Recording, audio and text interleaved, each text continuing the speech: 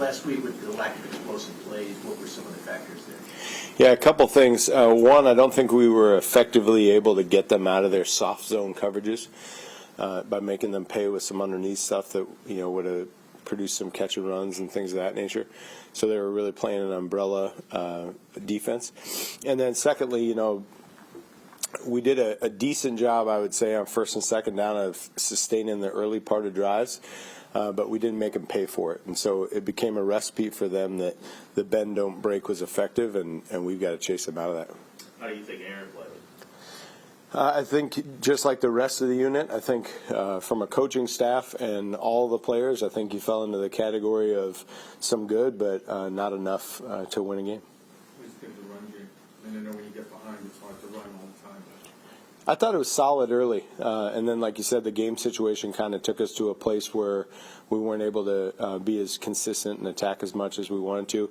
Certainly on me to get some more runs called down there in the red zone. I think that's something that those guys deserve the opportunity to do. What was your vibe like early in the first half, where you had opportunities? Obviously, 4 opportunities to get in the end zone. You run on first down, and then you pass the 3 sequential downs after that. Yeah, there were a couple of things on the first down run that we saw schematically, that made us want to get to some plays that we had installed for specific defenses. And then once we got to third down, it was pass. Certainly, I could be better at coming up with ways to get some runs called in there and have some better designer plays. But I'm confident we'll improve. To that end, I fully understand you have a lot of mouths to feed on this team, but since you became a playcaller, it's like for Braylon Allen is 3 carries, 2 carries, 12 carries, 4 carries, 7 carries. Is there a need to get him more involved, or is it just you're not getting the short yardage where he excels, or does he have to get more time? Yeah, I think, as you play with a lead more, if we can build a lead, you start to, be able to empty the chamber a little bit more on the run playlist. Also, to your first point, taking Brees off the field when he's getting going isn't certainly something we're looking for reasons to do either, So there's a delicate balance there, and we love what Braylon's doing. I cannot speak higher of a young player like that does everything we ask him to do with a smile on his face and with great team energy. And I believe that, as we start playing with the lead and start being a little bit more efficient on offense, he'll get more outs. Where is Brees at as far as physically, emotionally, et cetera? Yeah, I think he's doing well physically. I think emotionally he's like the rest of us, probably a little bit frustrated, with the results of these games. And, the good thing is we have a bunch of high-character guys that are working to find a way to fix things, and Brees is certainly leading that charge. How did Olu do? How did you see from Brees? I thought he did well for being thrown in, the way he was, especially because he had trained at guard to prepare for guard the entire week and then be able to jump out there and play tackle. He's really showing some poise as a young player, which is great to see, and certainly a valuable trait for a guy in his position this year. So excited about his future and the strides he's made both inside and outside. Was it good to see him in a spot where probably his future in the league will be?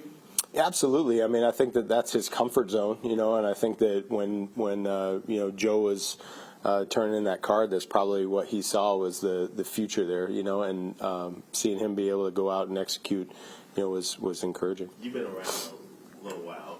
Have you seen a guy come in that early and play just 3 different positions pretty much that early on in the season? Well, first of all, it feels like I've been around a long while, but not off the top of my head with that kind of confidence and poise. Really impressive how he's handled this situation. In Devontae, in 4 games, it's 39 targets, 20 catches, which is a really low catch percentage compared to what he had in the past. What's leading to that? Is he just not getting separation, or what's caused the low percentage? Again, I think being able to kind of, stack some opportunities for those first and second down pass targets is something that's going to be critical going forward.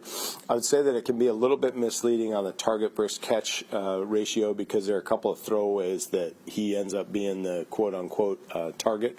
So we're always looking for ways to improve that connection. I think, obviously he and Aaron have a great history together, and hopefully we can start connecting on a couple of those opportunities. Marcus talked about a lack of energy twice in the 4 games he's played. Are are you seeing that on offense? Are you seeing that maybe poor execution is leading to, you know, guys putting their heads down or whatever it may be?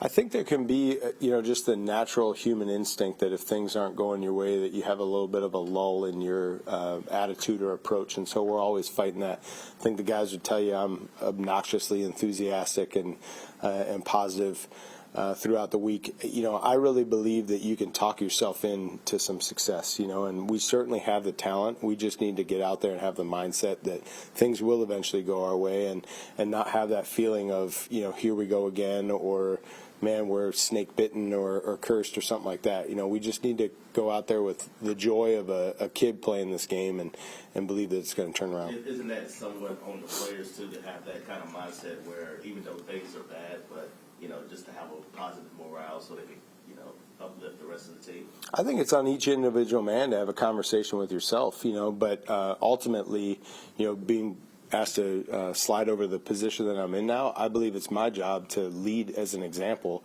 and show up with joy every day and be excited to be here and expect good results. What are your impressions of this Colts defense, and what's it like going up against the Gus Bradley defense? Yeah, so I've been fortunate enough to be in a bunch of games, going up against Coach Bradley. I have the utmost respect for him and his staff. Little side note for you, Ron Milas, who's their secondary coach, kind of trained me in coverages when I was working in St. Louis as a defensive assistant. I worked with Ron. So much respect for their staff. The thing that jumps off the tape, much like you see with our defense, is just a great discipline of their scheme. They understand the ins and outs of their system, and they do a great job of trying to take away the things that you try to design to beat it. So we're going to have to be on our P's and Q's. We're going to have to be on our timing and spacing. They do a great job in the run game, taking you off of double teams. They do a great job of taking away windows in the play pass game. So we're going to have to be on our details to be successful. I've never met a coach who doesn't preach ball security every week, but they have 17 takeaways. So is it a bigger emphasis this week, and is there a reason for that? Like, is it just tip balls and stuff, or are they especially aggressive going for the ball? Yeah, so Coach Scruggs for us does a great job each week of putting together a ball presentation. Brick has him go up in front of the entire team and talk about both sides of the ball. And I bring him up because he shows us the areas that they're trying to attack in different ways. And so he puts a point of emphasis on what each defense is doing to try to attack the football. Vision zone defenses like this, have an ability to make plays on the football if the quarterback's late. And so we're going to have to be on time with our progressions. And then certainly they have guys that are trying to punch it out when you're running the rock. Take a couple more. No buyers, all right. Thanks.